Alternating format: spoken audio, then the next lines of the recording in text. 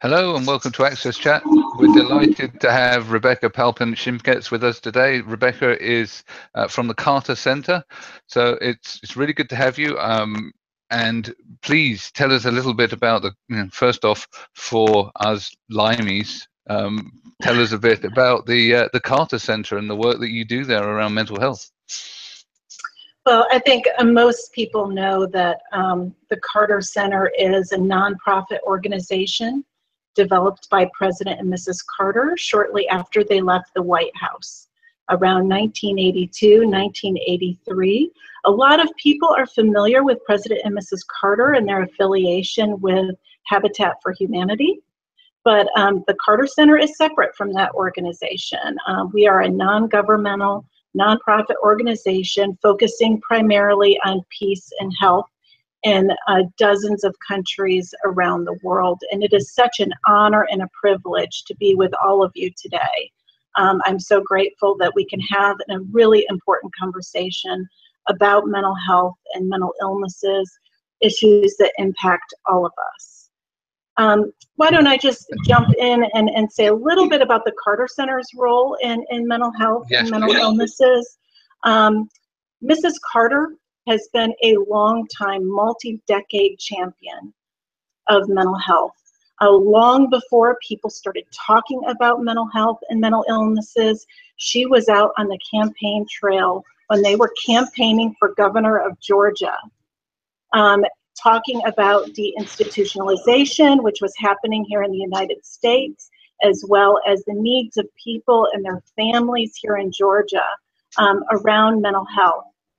And this was before they were governor of Georgia. This was before they were president of the United States. And she carried that advocacy and that work on into House and the President's Commission on Mental Health, and carried it into her work in the Carter Center Mental Health Program.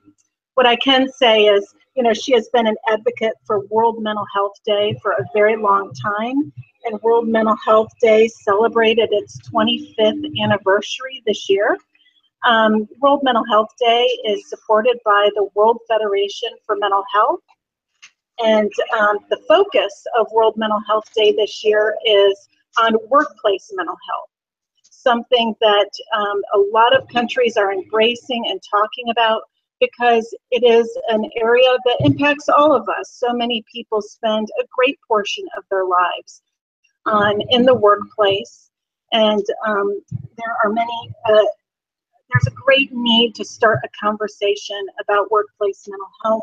Mrs. Carter, as I said, has been an advocate, but is also the honorary chair of World Mental Health Day. And that's what kind of brings us to this conversation.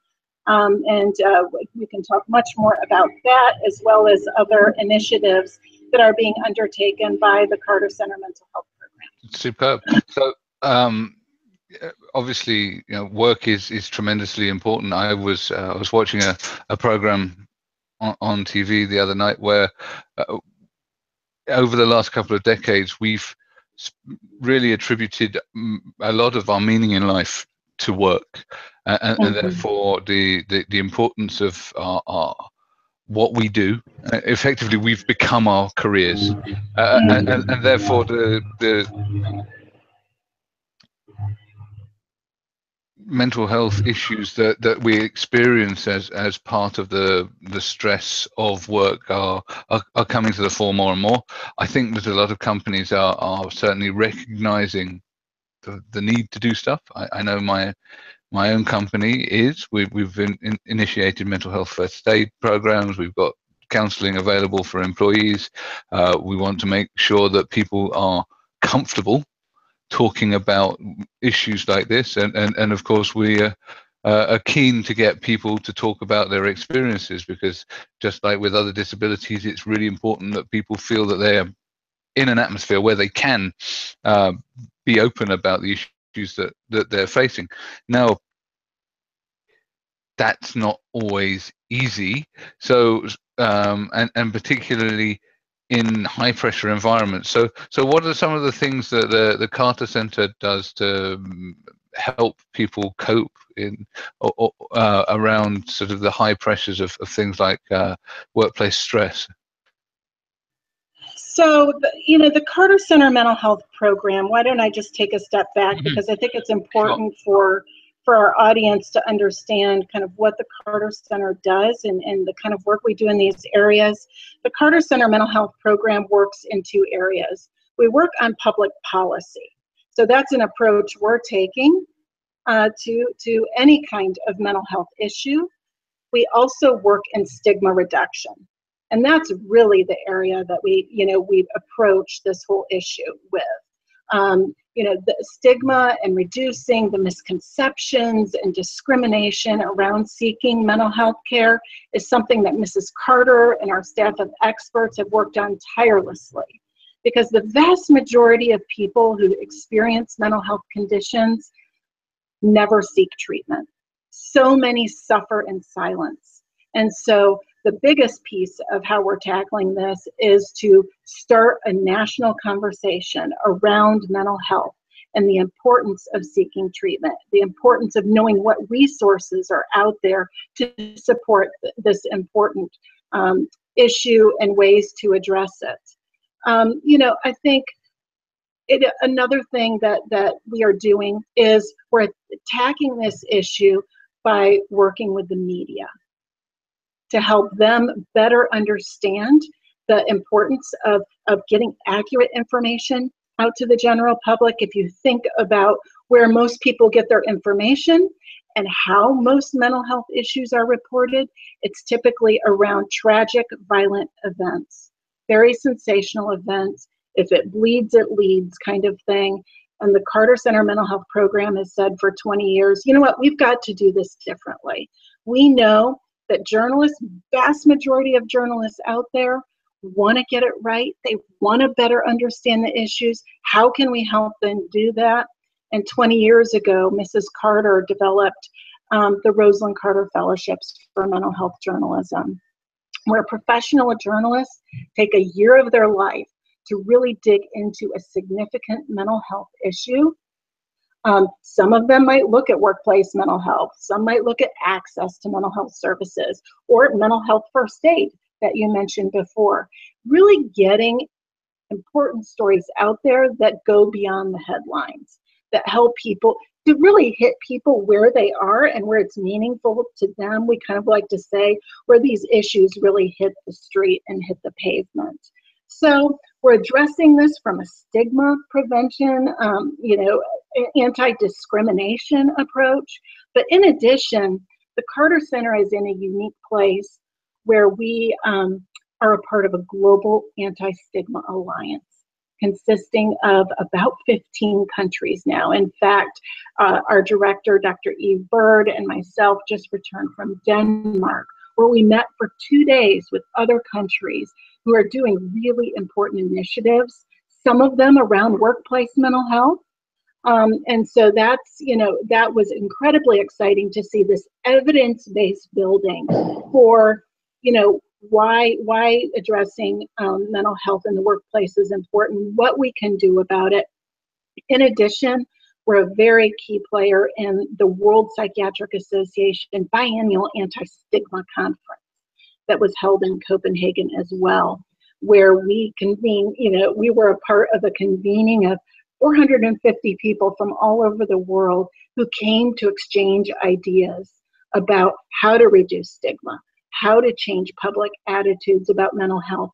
And I have to tell you, a big piece of the conversation this year was around workplace mental health, because all of the evidence is beginning to point that very targeted approaches, targeted where people live, have the greatest impact. Moving beyond, the national campaigns, but something where people are embedded in their communities with people they know and care about, and really addressing these issues. That's going back to one of the new remarks in relation to the fact that we have a program that supports employees and our first aid program. The fact is, not everyone can deliver that type of services. to their own employees. Mm-hmm. And besides that, today we also face an issue that we have Facebook queries and surveys and games that sometimes try to tap into this, helping people to understand about mental health and other issues. We in fact are basically have no fundamental scientific fundamentals in what they apply and the answers they provide to the people who do those surveys and those types of things online. So what type of resources does the Cancer Foundation provides for people who want to know more about mental health and how they can improve, and let's say a small business or someone that is a manager who wants to learn more about it and is somehow confused about where should I go to find this information that I can actually trust without being confused in all the information that is around me. Mm-hmm. Okay, so I'm assuming that the audience for this webinar is a very international audience, and there are a number of resources available for employers that I have become aware of through the Carter Center's involvement with the Global Alliance. A couple of really important examples and places that people can go are Canada, as well as England. Both of them have extremely strong workplace initiatives. In the case of Canada, it's psychological health and safety in the workplace. It's through their Commission on Mental Health. They have resources for employers through this particular initiative.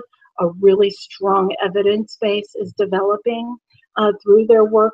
In addition, England and their Time to Change campaign, which is really one of the strongest evidence-based campaigns out there right now, almost a decade long, where they're actually showing a shift and change in attitudes around mental health, also have a very strong employer workplace initiative with resources attached to that. Both of those, you can find all of those resources online through Time to Change in England, as well as the Mental Health Commission of Canada. In addition, as I mentioned before, this is the topic of World Mental Health Day. So by simply Googling World Mental Health Day 2017, you are led to the World Federation for Mental Health website, and there are a number of resources for employers on that website. And the Carter Center, kind of the way we approach things is, if people are doing things really well, we uplift that, we amplify it, we support it, and that's why I'm bringing those points out, as places for people to go. In addition, I think it's really important for if people are in Canada, if they are in England, and they are an employer, both of those countries have programs where, as a company, you can sign on and take a pledge. In the case of England, they've had 500 different companies sign on and take pledges to support workplace mental health initiatives. But I think, here in the United States, where I am and where the Carter Center is, we've got a lot of work to do. Right now, there isn't a really strong national movement for workplace mental health. We have a strong initiative kind of owned by the American Psychiatric Foundation and a workplace mental health initiative, and we'd love to see that grow and blossom.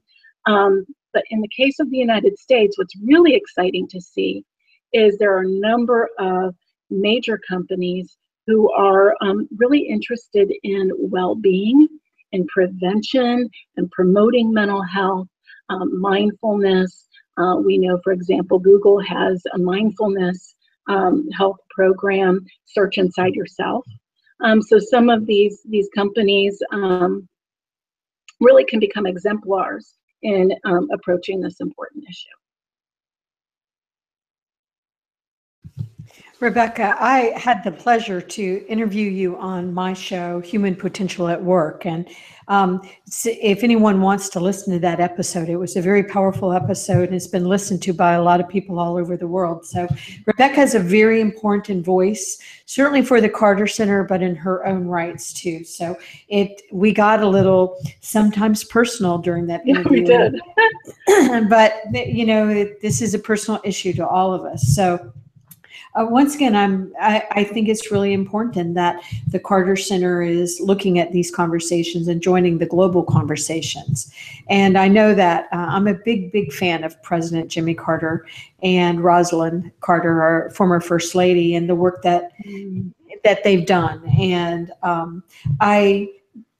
what advice do you have for us to take these conversations more global? I mean, I know that you are already in the global conversations. You mentioned some. AXSChat, certainly a global conversation, but do you have any other suggestions for us because there seems to be so much stigma and discrimination around these issues and lots of inflammatory things in the media that just continues to add more stigmas to the topic of mental health conditions.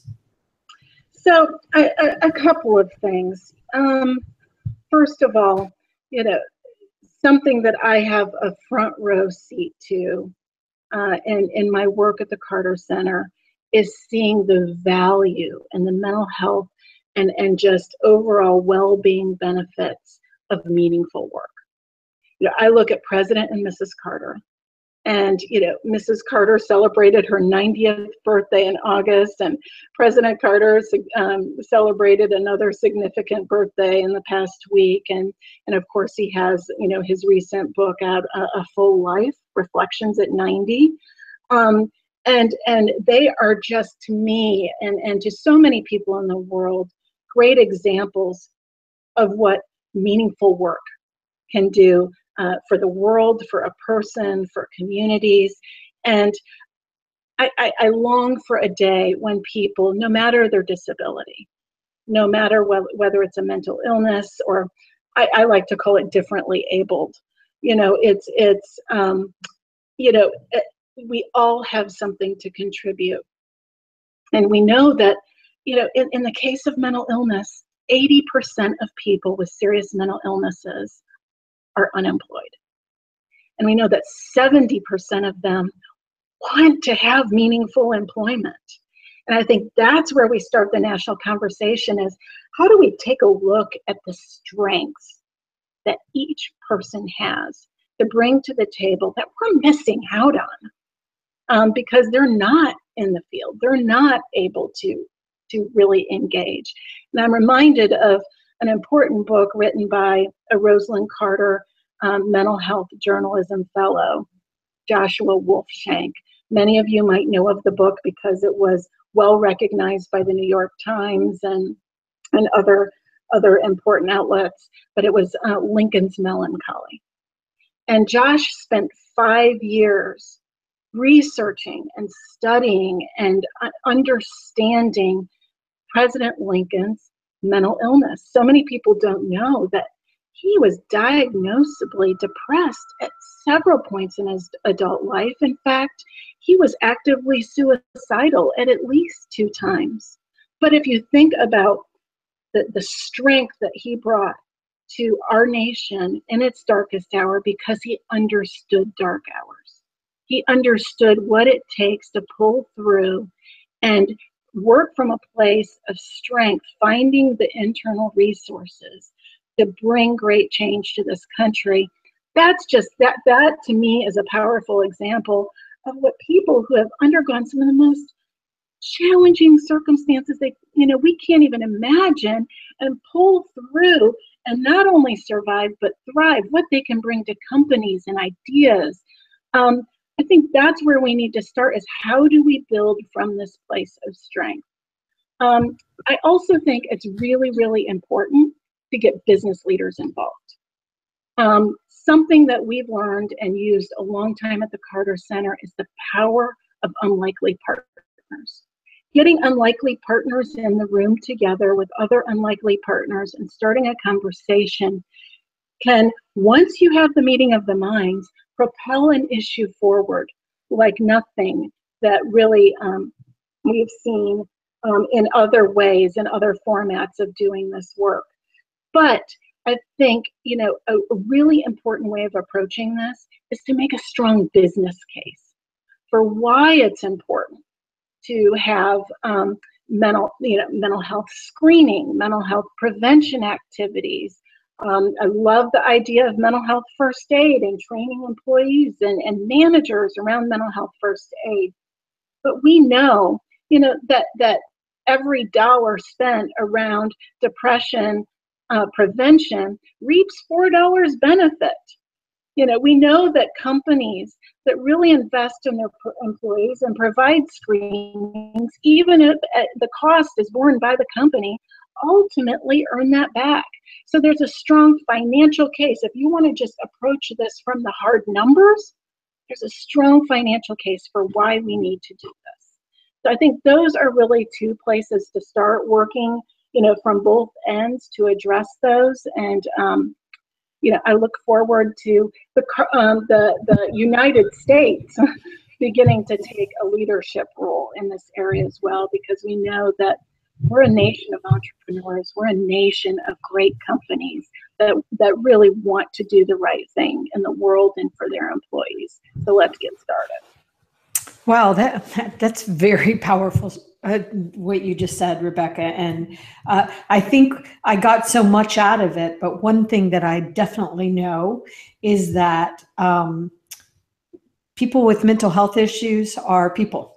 And we all, anytime in our lives, can step into very serious mental health issues. I know I have struggled and tried to manage my severe depression at times in my lifetime. And I think the example you gave about, you know, the President Lincoln, I did not know that. And I do know about that book. And now I'm going to go read the book. But I think sometimes assuming that people with mental health issues are other people, instead of really understanding it's all of us. And at any time, we can move in and out of this. And it's, you know, depending on what's happening in our lifetimes, we're more prone to it. So I think you're right. We need, and you know, we're even going to make this one of the questions, but it would be really great to see business leaders standing up and being very honest about the journeys that they've taken, because I think it makes you a better leader walking, really being authentic about your walk, instead of just assuming you shot up to the top, you stayed there the whole life, blah, blah, blah. But I think that was a really, really important point. So I know that, go ahead, Rebecca, and then. No, I want to underscore something you said that I think is really important around not only the business case, but something the Carter Center Mental Health Program has been thinking about a lot is really addressing these issues as population health issues, as public health issues. Because if we can kind of get away, as you said so well, those people over there who have mental illness, it creates a distance and a barrier that really shouldn't be there. Because it's something, you know, I like to talk about, and what we talk about a lot with our journalists as we're training them is we all have mental health, just like we all have physical health. And just like we're all operating on this continuum around physical health, we're doing the same thing on mental health. And some of us have chronic conditions. Some of us might be episodic.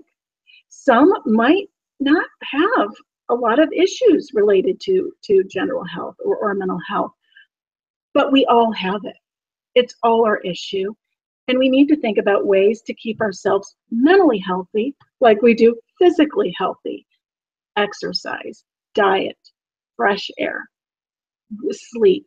All of those things are really important. So I think, you know, I wanted to underscore that, but also mention kind of taking a population health approach to this is something I think businesses can understand, but also is a powerful way of reducing the marginalization and stigma associated with this, because it's all of our issue. Thank you. That's fantastic. I think there's a general trend towards addressing employee well-being. We certainly have well-being initiatives within our own organization. We have a well-being at work program, of which I'm part of, but I think that it's been quite a change to see people talking about mental well-being rather than mental illness, and that sort of preventative approach is really, I think, paying back dividends to organizations, as you said, and it's that well-being approach also is somewhat less threatening for employees as well, because it's easy to engage in a well-being thing. It's much harder to engage in something that's about illness. Absolutely. And I think for me, in the Carter Center Mental Health Program, we have the opportunity to work with a lot of champions and people with a lived experience of mental health illness who bring their expertise to all of our activities. It was really those ambassadors and those champions who came to us 10 years ago and said, we can recover from these illnesses, but wellness has to be a part of that. Exercise has to be a part of that. We have to stop consuming so many cigarettes, so many more than the general population. How do we do that? How do we start taking care of our bodies? And I see a lot of that really being driven by these people with the lived experience of mental illness. They're kind of going before us in this area because they've had to kind of figure out what it takes to really recover. That has to be an important part of this conversation as well. No, I think let me start with a little story that it was common in the south of Portugal and is still common today, where you see men in public places playing cards, sometimes doing nothing. On their late 60s, late 70s, they have it's almost like society is telling them, "There's nothing for you now. Just keep entertaining, watching television." And at some stage we have the example of President Jimmy Carter and where he's keeping himself busy until a later age. How do you see that? Sometimes society looks at people and age as, okay, you already passed certain age, you're not really useful for for the common society anymore. How can that impact the level of mental health of individuals? Knowing myself that the people that I was referring in the beginning, in this part of Portugal, there was a high level of suicides in people on their 70s. Yes. So that is not just in Portugal. There is a pretty serious problem associated with suicide, completed suicides in 65 and older. Very serious. Here in Atlanta, Georgia, we have a very important center that, in fact, our new director of the mental health program at the Carter Center was the executive director of the Fuqua Center for Late Life Depression, where they were taking a very, very critical look at mental illness and how it unfolds in the geriatric population. So I think that's really important.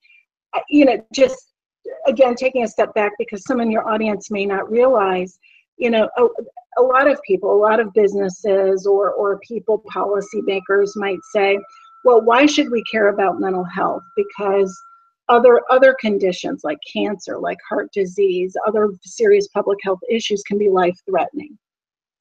And I think, it's sobering, but I think it's important to point out that suicide is actually the leading cause of violent intentional death over homicides and over war, all violent intentional deaths combined.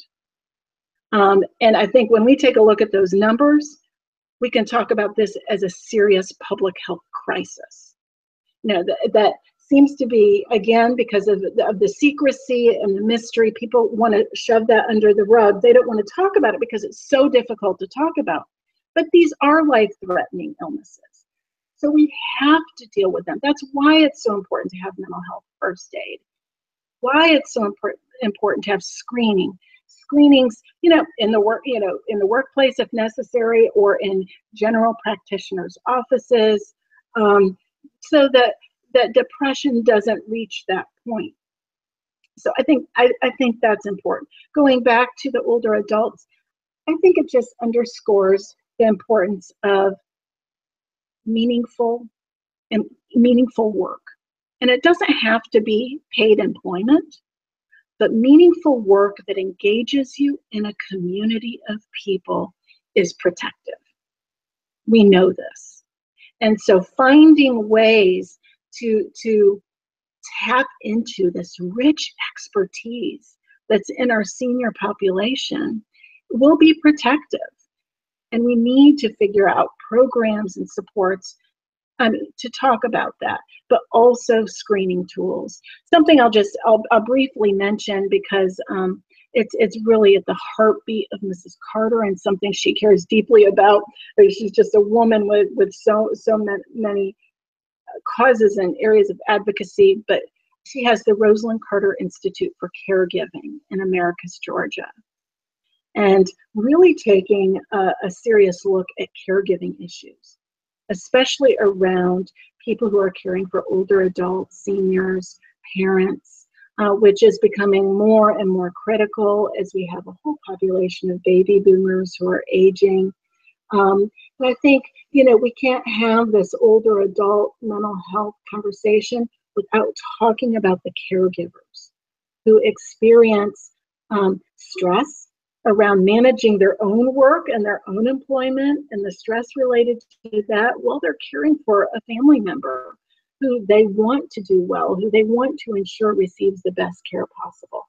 So I wanted to lift that up as another, not only workplace conversation, because that impacts employees and all that they're juggling and the stress, but also the importance of providing supports to older adults so that they can thrive as well long into retirement and later life. Excellent. I mean, that's a really important point. Yes. Because we certainly do often neglect the importance of caregivers and supporting them. I think the contribution that they make to our economy is in the billions of pounds just in the UK alone. So you multiply that across the globe, it's going to be in the trillions. So taking care of the carers is hugely important. So we're actually at the end of our half hour. Time flies when you're having a good conversation. So it's been a real pleasure talking to you today, Rebecca. I think we're going to have a very lively discussion on Twitter tomorrow night. Just remains for me to say thank you very much to our supporters, Barclays, for helping us keep the lights on and making sure that we get our captions turned around in a timely manner. So thank you once again. It's been a pleasure talking to you. It has been an honor and a privilege, and thank you for the opportunity. Thank you. Thank you.